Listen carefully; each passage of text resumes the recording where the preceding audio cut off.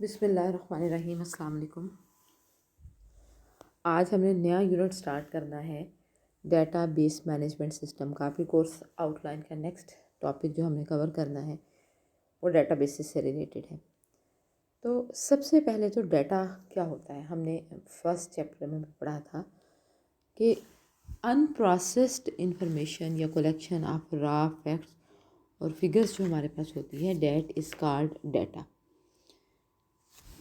रा का मतलब ये है कि एग्जैक्ट मीनिंग हमें उस डाटा के नहीं पता होते, हमारे पास एक रैंडम सी कलेक्शन होती है। और डाटा हर ऑर्गेनाइजेशन का बहुत वैल्यूएबल रिसोर्स होता है।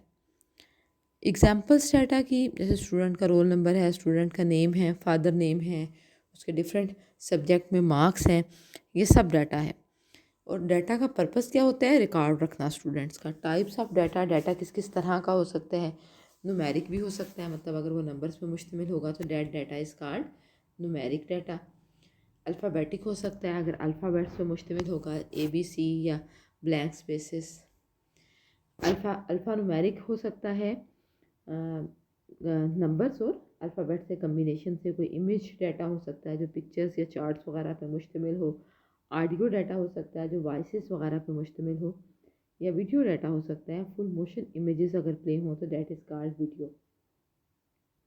डाटा को जब हम प्रोसेस कर देते हैं तो वो बन जाता है हमारे पास information. Process data is called information. Information जो है वो डाटा से ज़्यादा मीनिंगफुल होती है। डाटा क्या है, जैसे हमने ऊपर डिस्कस किया कि मुख्तलिफ स्टूडेंट्स, उनके नेम, उनके रोल नंबर, उनके ऑब्टेन्ड मार्क्स वगैरह जो रैंडमली कलेक्ट किए हुए होंगे, ये हमारे पास होंगे डाटा। अगर उन्हीं मार्क्स को लेके हम स्टूडेंट के ग्रेड, उनकी एवरेजेस, उनकी परसेंटेजेस निकाल लेते हैं या उनको मेरिट वाइज अरेंज कर लेते हैं तो ये हमारे पास क्या बन जाएगी, ये इंफॉर्मेशन बन जाएगी। और जो प्रोसेस होता है डाटा को इंफॉर्मेशन में कन्वर्ट करने का, that is called data processing. ये प्रोसेस कहलाता है हमारे पास डाटा प्रोसेसिंग। जिस तरीके के साथ आप लोगों ने अपने एडमिशन फॉर्म्स जमा कराए होंगे, सारे स्टूडेंट्स ने फिल किए होंगे, उनका बल्क जो एडमिन ब्लॉक में पड़ा होगा, डेट इज़ कॉल्ड डाटा। फिर उनको उठाया होगा, मेरिट कैलकुलेट किया होगा, मेरिट की एक लिस्ट बनी होगी, वो डिस्प्ले होगी। That displayed list of merit is called information and the process of converting the data into information is called data processing. Data और इन्फॉर्मेशन का डिफरेंस आप ऑलरेडी पढ़ चुके हैं। डाटा प्रोसेसिंग के बाद इंफॉर्मेशन बनता है, ये भी आप ऑलरेडी पढ़ चुके हैं। इलेक्ट्रॉनिक डाटा प्रोसेसिंग की आप सिर्फ डेफिनेशन देखेंगे। इलेक्ट्रॉनिक डाटा प्रोसेसिंग क्या है कि हम डाटा को इंफॉर्मेशन में कन्वर्ट करने का प्रोसेस इस कॉल्ड डाटा प्रोसेसिंग।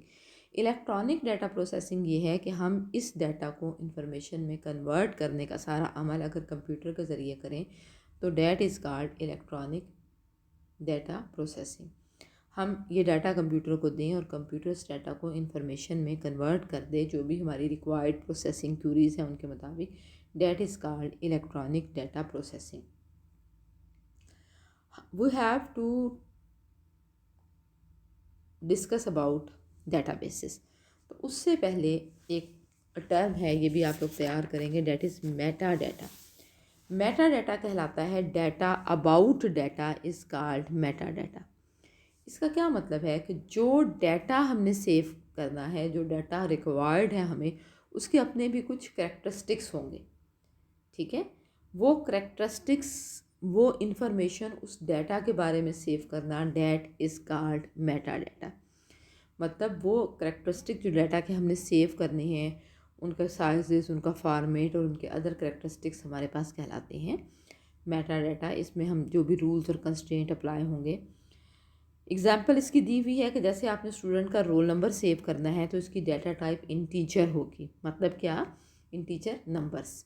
अब अगर आपने स्टूडेंट का रोल नंबर सेव करना है, हमने कोई रोल नंबर का कॉलम बनाया है तो उसमें हम मिस्टेकनली भी ABC ऐसी कोई चीज़ नहीं लिख सकते। तो रोल नंबर इंटीजर होगा, लेंथ उसकी क्या होगी, 3 होगी। 3 का मतलब क्या कि मैक्सिमम हम 999 तक रोल नंबर दे सकते हैं। जैसे आप लोग हैं, आप लोगों के एडमिशन्स 50-60 से ज़्यादा नहीं जाते, तो अगर आप लोगों की हम रोल नंबर का डाटा कहीं सेव करेंगे तो बताएंगे कि इसमें वही इंफॉर्मेशन जो आएगी, वो इंटीजर्स जो आएंगे वो 99 से बड़े नहीं हो सकते। डिस्क्रिप्शन क्या है, जिसमें इसमें रोल नंबर होंगे स्टूडेंट के। कंस्ट्रेंट क्या है कि वैल्यू फ्राम 1 to 100। ये सारी चीज़ें डिस्क्राइब करने से क्या होगा कि जो डाटा हम रख रहे हैं उसको स्टोर करने में सम टाइम मिस्टेक्स हो जाती है ना। जैसे आप किसी का रोल नंबर 57 लिखना चाहें तो मिस्टेक कर ली 157 या 570 लिख लें। तो अगर ऊपर ये रिस्ट्रिक्शन लगाई हुई होगी आपने कंप्यूटर में डाटा डालते हुए कि आप इस टेबल के इस कॉलम में 2 डिजिट तक का डाटा डालेंगे, इकाई और दहाई वाला, वंस और टेंस वाला, हंड्रेड्स वाला नंबर अंदर ऐड नहीं होगा, तो ऑटोमेटिकली कंप्यूटर क्या करेगा, उसको डील कर लेगा और आपको एरर मैसेज दे देगा, तो आप उस गलती से बच जाएंगे। तो डाटा अबाउट द डाटा या data that stores the characteristics of data is called Meta data. अब हम आते हैं अपने आज के मेन टॉपिक की तरफ कि डेटाबेसेस क्या होती हैं। डाटा हम सिर्फ कलेक्ट जो करते हैं, हमने कहा कि डाटा किसी भी ऑर्गेनाइजेशन का one of the most important resource है।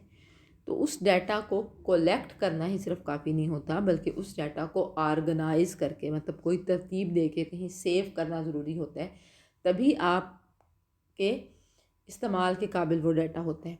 अगर आप वैसे ही फाइलें मुख्तलिफ डिपार्टमेंट्स में, जैसे आपने अप्लाई किया था, अगर हर एडमिशन फॉर्म ले के डिपार्टमेंट वाइज अरेंज किए बगैर एक जगह पे सारे पाइलअप किए जाते हैं, तो वो किसी के काम का नहीं होता, क्योंकि वो ऑर्गेनाइज थी, अनऑर्गेनाइज है। तो डाटा तभी हमारे काम आ सकता है जब वो ऑर्गेनाइज्ड हो, तरतीब दिया हुआ हो, अरेंज किया हुआ, तभी हमारे लिए मुमकिन होता है कि जो भी उसमें से रेलेवेंट इंफॉर्मेशन हमें चाहिए हो हम निकाल सकें। तो डेटाबेस क्या है? Database is an organised collection of data.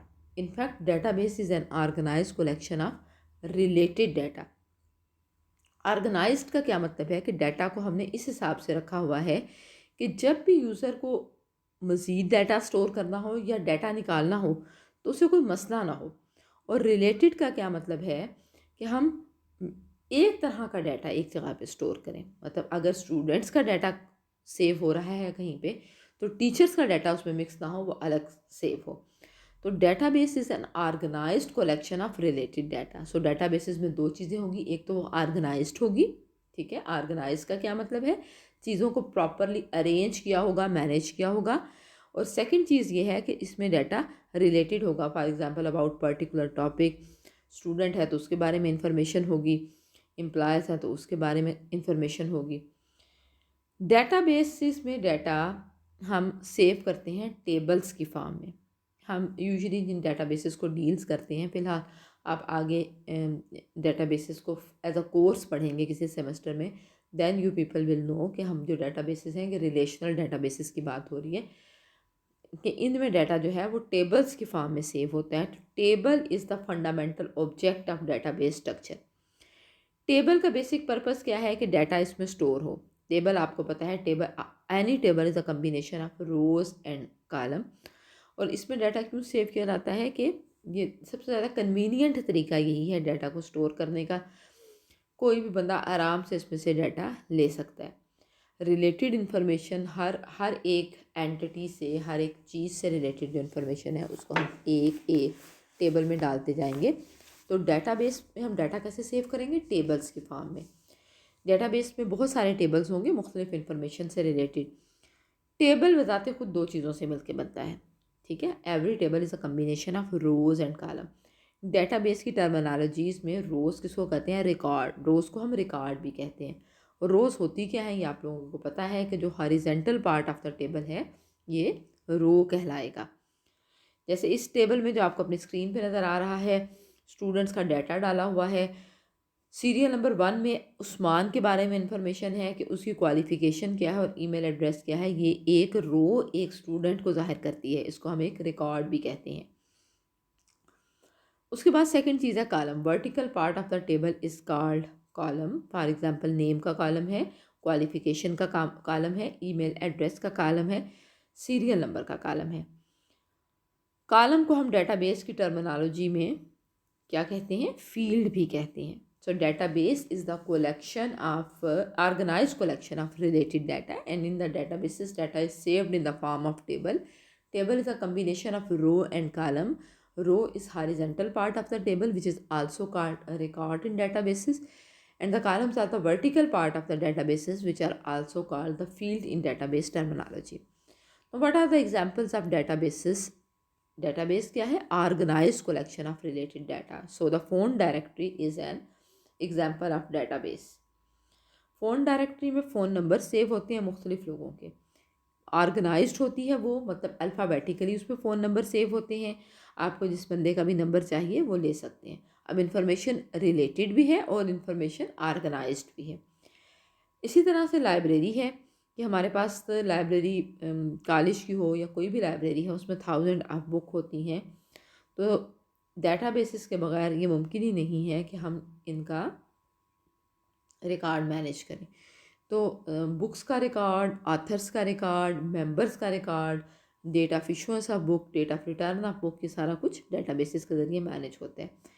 इसी तरीके के साथ अकाउंट सिस्टम किसी भी ऑर्गेनाइजेशन का है, to keep the record of the financial transaction, उसमें भी डेटाबेसेस इस्तेमाल होती हैं। फिर है कॉलेज, कोई भी कॉलेज है उसमें मुख्तलिफ स्टूडेंट हैं, उनका डाटा प्लेस करने के लिए भी, उनके डाटा को स्टोर रखने के लिए, बाद में अकॉर्डिंगली यूज़ करने के लिए भी हम डेटाबेसेस को ही यूज़ करते हैं। उसके बाद हमारे पास जो नेक्स्ट टॉपिक है वो है कि डेटाबेसेस के कंपोनेंट्स कौन कौन से हैं। ठीक है, डेटाबेसेस के कंपोनेंट्स कौन कौन से हैं। ये शायद आपके पास, जिन बच्चों के पास नई बुक्स होंगी उनमें देयर इज़ अ चांस के टॉपिक ना दिया हो। अगर उनमें नहीं भी दिया हुआ तो आप लोग ये यहाँ से देख के कर लेंगे topic, components of database system. 4 major component होते हैं हमारे पास डेटाबेस सिस्टम के। सबसे पहला कंपोनेंट डेटाबेस सिस्टम का होता है data itself is the first component of database system, first and the most important. ज़ाहिर है अगर डाटा ही नहीं है तो आपने किस चीज़ को सेव करना, किस चीज़ को ऑर्गेनाइज करना। डाटा हमारे पास क्या है? Collection of facts stored in the database. Database का पर्पस ही क्या है? To store, maintain and process data for the user. तो डाटा सबसे इम्पॉर्टेंट कंपोनेंट है डेटाबेस सिस्टम का। उसके बाद है हार्डवेयर। हार्डवेयर की डेफिनेशन आपको पता है, physical component of a computer system और कार्ड। हार्डवेयर डेटाबेसेस में जो है डिफरेंट टास्क को परफॉर्म करने के लिए, लाइक डाटा इनपुट करने के लिए, डाटा को प्रोसेस करने के लिए, डाटा के आउटपुट के लिए, स्टोरेज के लिए हमें मुख्तलिफ तरह के डिवाइसेस की ज़रूरत होती है। For example secondary storage devices होंगे, कहीं डाटा को आपने स्टोर करना है तो सेकेंडरी स्टोरेज डिवाइसेस होंगे। इनपुट आउटपुट डिवाइसेस होंगे डेटाबेस में डाटा डालने और डेटाबेस से डाटा निकालने के लिए, इसको प्रोसेस करने के लिए प्रोसेसर्स और मेन मेमोरी का कम्बिनेशन होगा। Components of database include data, hardware and then software. Software का क्या मतलब है? Collection of program used by computer within database system. उस डेटाबेस को बनाने, उस डेटाबेस को ऑर्गेनाइज करने, उस डेटाबेस से रिट्रीव करने के लिए इंफॉर्मेशन जो सॉफ्टवेयर इस्तेमाल होते हैं, that is third part of third component of database system. Data, hardware और सॉफ्टवेयर। सॉफ्टवेयर में क्या क्या चीज़ें शामिल हैं? सबसे पहले तो ऑपरेटिंग सिस्टम। ऑपरेटिंग सिस्टम का क्या काम है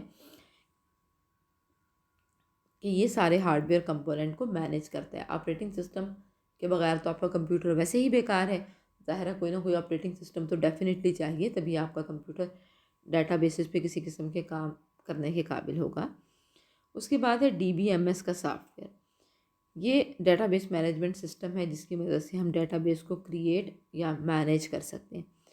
फिर एप्लीकेशन प्रोग्राम हैं जो डाटा को एक्सेस और प्रोसेस करने के लिए जो डेटाबेस में है यूज़ होते हैं।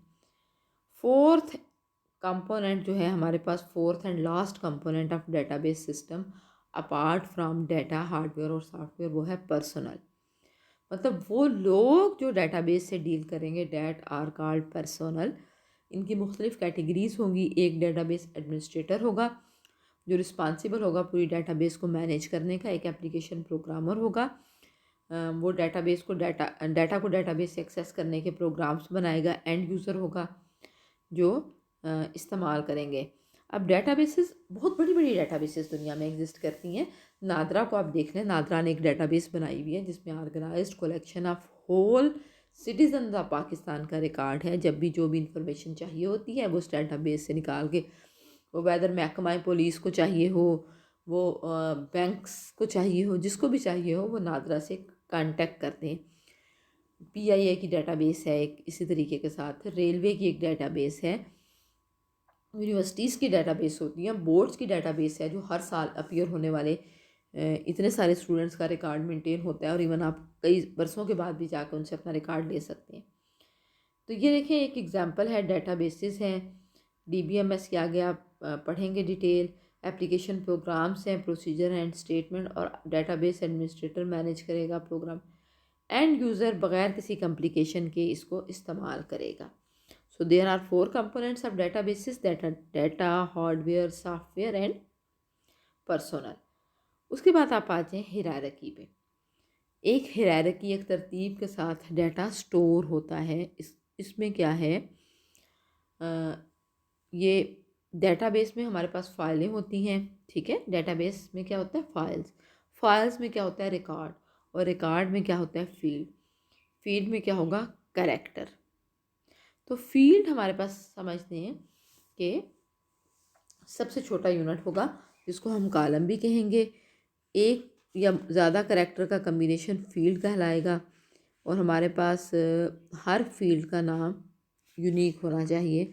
उसकी डाटा टाइप ये मेंशन होगी कि इस फील्ड में किस किस्म का डाटा स्टोर हो सकता है, और उसके साइज़ में ये इंफॉर्मेशन होगी कि ये कितना बड़ा डाटा स्टोर कर सकता है। मुख्तलिफ फील्ड की एग्जांपल जैसे एम्प्लॉय ID है, नेम है, ये सब। उसके बाद रिकॉर्ड है, कलेक्शन ऑफ रिलेटेड डाटा या collection of related field used as a single unit is called a record. For example employee का रिकॉर्ड में एम्प्लॉय की ID, नेम, ये सारी चीज़ें शामिल होंगी, उसका फ़ोन नंबर, जॉब टाइटल। उसके बाद फ़ाइल क्या है, file collection of related record. हमारे पास फ़ाइल है, इसको हम डाटा सेट भी कहते हैं। फाइल्स USB पे, हार्ड डिस्क पे, मुख्तलिफ मीडियाज़ पे सेव होंगी। एग्जांपल देखिए, एम्प्लॉय ID है, नेम है, फिर एम्प्लॉय ID, नेम, एम्प्लॉय। अब इसमें मुख्तलिफ एम्प्लॉयज़ की IDs, उनके नेम्स, उनका सारा रिकॉर्ड सेव है, और ये फ़ाइल जो है बनी हुई है। तो अब क्या है, अगर हम कहेंगे हमारे पास डाटा, मेन काम क्या है डेटाबेस का, तो डेट इज़ मेंटेनिंग डाटा। पुरानी बुक है, यहाँ पे आपको टॉपिक्स में थोड़ा सा डिफरेंस नज़र आएगा। 9.7 आपकी बुक में टॉपिक होगा मेंटेनिंग डाटा से रिलेटेड, कि मेंटेनिंग क्या काम है डाटा बेस का, कि it is use to maintain the data. Maintain the data का क्या मतलब है, कि वो सेट ऑफ प्रोसीजर जो उनको हम अडॉप्ट करते हैं फॉर मेंटेनिंग द डाटा, वो स्टेप्स जिनकी मदद से हम अपने डाटा को अपडेट रख सकते हैं, दैट इज़ मेंटेनेंस। इसमें क्या क्या काम इंक्लूडेड है, एडिंग का क्या मतलब है, कि हम कोई भी नया रिकॉर्ड ऐड कर सकते हैं अपनी डेटाबेस में। फॉर एग्जांपल कोई नया स्टूडेंट आया, कोई नया एम्प्लॉय आया ऑर्गेनाइजेशन में, हम हस्ब ज़रूरत उसका रिकॉर्ड ऐड कर सकते हैं। चेंजिंग रिकॉर्ड्स है, हम रिकॉर्ड को चेंज कर सकते हैं। फॉर एग्ज़ाम्पल कोई इनकोरेक्ट है रिकॉर्ड, या हम पुराने को किसी नए रिकॉर्ड के साथ रिप्लेस करना चाहते हैं, तो मेंटेनिंग डाटा में second cheese changing of record शामिल है। और उसके बाद हमारे पास है कि हम क्या करें, हम डिलीट करना चाहें, जैसे कोई एम्प्लॉय अगर छोड़ के चला गया है या कोई और इशू है और हम उसको चाहें तो क्या कर सकते हैं, रिकॉर्ड को डिलीट कर सकते हैं हस्ब ज़रूरत। तो मेंटेनिंग डाटा में एडिंग रिकॉर्ड, डिलीटिंग रिकॉर्ड और चेंजिंग रिकॉर्ड शामिल है। इसके अलावा हमारे पास एक टर्म होती है डाटा वैलिडेशन की, हम वो भी इस्तेमाल कर सकते हैं इसमें।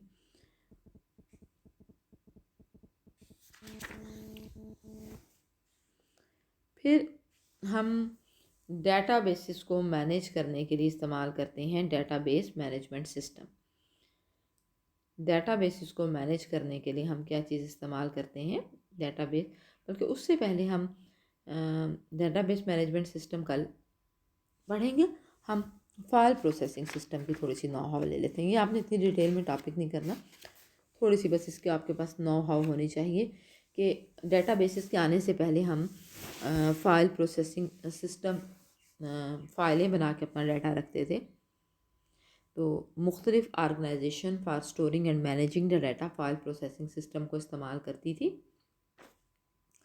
और फ़ाइल उनमें फ़ाइल्स को ऑर्गेनाइज करती थी, सीक्वेंशली भी, इंडेक्स भी और डायरेक्ट भी।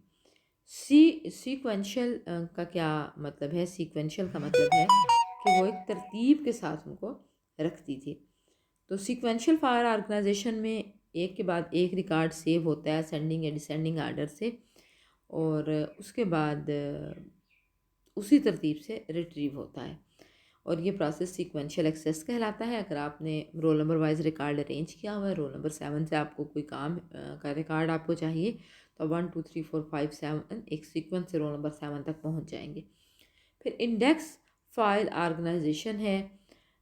इसमें भी ये है कि आप तरतीब के साथ वो करते हैं रिकॉर्ड को मैनेज 1 2 3 4 5 6 7, लेकिन साथ ही आप एक इंडेक्स बनाते हैं जो हमें ये बताता है कि रोल नंबर 1 का रिकॉर्ड फलां जगह होगा, रोल नंबर 2 का फलां जगह, रोल नंबर 3 का फलां जगह। इंडेक्स में की वैल्यू होती है और करस्पॉन्डिंग डिस्क एड्रेस होता है हर रिकॉर्ड का। मतलब उसमें हर रिकॉर्ड की प्रॉपर लोकेशन मौजूद होती है। अब सिर्फ डेफिनेशन करेंगे इनकी।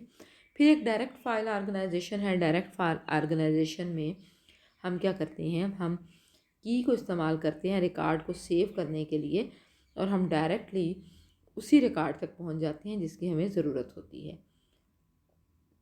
ये फ़ाइल प्रोसेसिंग सिस्टम है जो आपके पास काम करता है। इस फाइल प्रोसेसिंग सिस्टम के कुछ डिसएडवांटेजेस या कुछ प्रॉब्लम्स थे जिसने हमें कंपेल किया, आप समझ लें, जिसने डेटाबेस मैनेजमेंट की बुनियाद डाली। ये डिसएडवांटेजेस क्या थे? सबसे पहला डिसएडवांटेज था डेटा रिडंडेंसी। डेटा रिडंडेंसी का क्या मतलब है? Duplication of data in multiple file.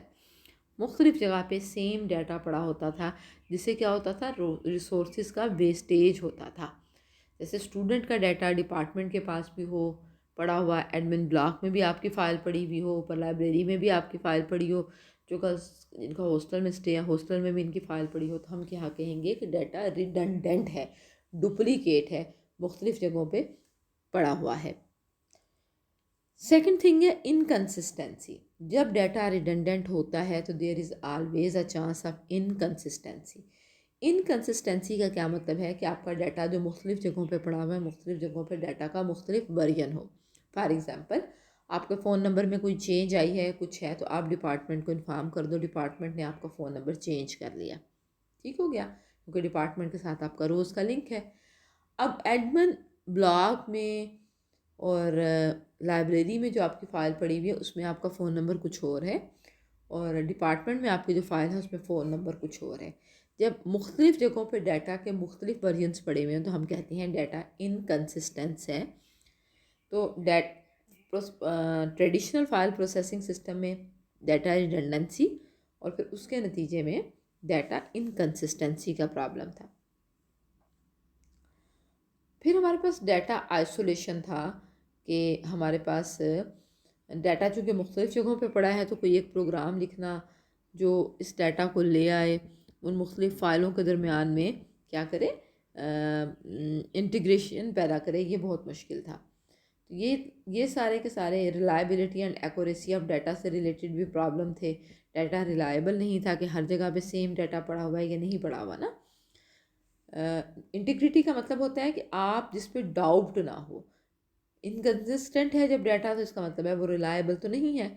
अब अगर आपका क्लरिकल ऑफिस में कोई और फ़ोन नंबर, आईटी ऑफिस में कोई और फ़ोन नंबर है, तो इसका मतलब है कि इनमें से कोई ये गलत है, तो there is a problem of reliability. Data आपका रिलायबल नहीं रहेगा। प्रोग्राम डाटा डिपेंडेंसी है। इसमें क्या है कि जो आपका रिलेशनशिप है उस डेटा में जो आपका फाइल्स में पड़ा है और उन प्रोग्राम्स में जो यूज़ होते हैं for updation and maintenance of file, that is called data dependency. तो ये हमारे पास according to particular file format होते हैं। हमें फाइल का अगर फॉर्मेट चेंज हो जाएगा तो हमें वो प्रोग्राम भी चेंज करने पड़ते हैं, इसलिए प्रोग्राम डेटा पर डिपेंड कर रहे होते हैं। फिर हमारे पास एटॉमिसिटी प्रॉब्लम है। एटॉमिसिटी प्रॉब्लम आप देख लें ये होता है कि डिफरेंट वैल्यूज़ हैं आपके पास पड़ी हुई, कि हमारे पास कुछ स्टेप्स हैं, ठीक है, हमारे पास कोई भी एक काम को मुकम्मल करने के कुछ स्टेप्स हैं, उन स्टेप्स का कम्बिनेशन हमारे पास ट्रांजैक्शन कहलाता है। एटॉमिसिटी का क्या मतलब है कि कोई भी ट्रांजैक्शन या तो पूरी की पूरी हो जाए या पूरी की पूरी ना हो। मतलब अगर वो 2-3 स्टेप्स पे मुश्तमिल है तो या तो सारे स्टेप्स हो जाएं या सारे ही ना हो। जैसे आपने फ़ीस जमा करवाते हैं कॉलेज में और आपको रोल नंबर इशू होता है, तो 2 स्टेप्स हो गए, फ़ीस आपकी जमा हो जाए और आपको रोल नंबर इशू हो जाए। अगर आपने फ़ीस, ये नहीं कि आपने फ़ीस दी है, फ़ीस आपकी कंप्यूटर में रिकॉर्ड एंटर हो गया और in the mean while light चली गई और अब आपको कहा जाए कि आपको रोल नंबर इशू नहीं हो सकता, उन्होंने आपसे फ़ीस भी ले ली है और आपको रोल नंबर भी इशू नहीं किया। अगर कोई प्रॉब्लम हो तो आपकी पूरी की पूरी ट्रांजेक्शन रोल बैक हो जाए, ख़त्म हो जाए। फिर सिक्योरिटी प्रॉब्लम्स भी हैं, उस डाटे की मेंटेनेंस, उसकी हिफाजत करना थोड़ा सा मुश्किल था। इसमें कोई ऐसे सिक्योरिटी के पैरामीटर्स प्रोवाइड नहीं किए जाते थे। फिर प्रोग्राम की मेंटेनेंस भी मुश्किल थी, मुख्तलिफ़ जगहों पे पड़े हुए डेटा को मेंटेन रखना, अपडेट रखना मुश्किल था। बहुत सारा बजट की ज़रूरत थी इसको मेंटेनेंस इसकी करने के लिए या नए प्रोग्राम लिखने के लिए। आज का लेक्चर इतना ही। Database approach, database management system हम इंशाल्लाह ताला अपने नेक्स्ट लेक्चर को डेटाबेस मैनेजमेंट सिस्टम से स्टार्ट